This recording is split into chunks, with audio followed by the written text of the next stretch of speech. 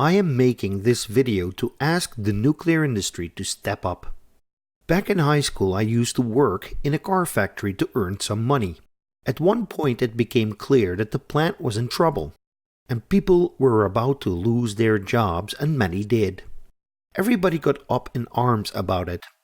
They did everything they could to keep the plant running, and it worked.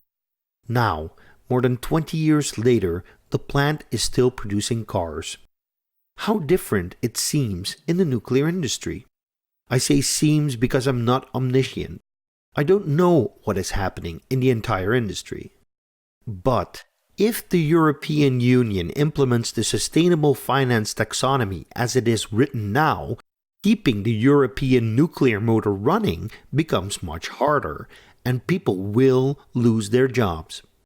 People associated with Energy for Humanity have created an online petition to try and make the technical expert group add nuclear to the sustainable finance taxonomy.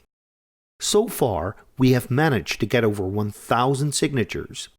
Some of these signatures are likely to have come from industry professionals, which is great, but most of them, I suspect, came from activists like me.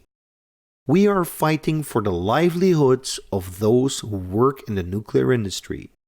Not for our own sake, but for yours. If we manage to mobilize 10% of all the nuclear professionals in Europe, we would have more than 10,000 signatures by now. So please join us and help us make this petition big enough so that the technical expert group cannot ignore our plea for the inclusion of nuclear. You have power too. Here's what you can do. Print pamphlets and distribute them amongst your colleagues and friends. Ask your managers to distribute emails with a link to the petition. Let's do this together.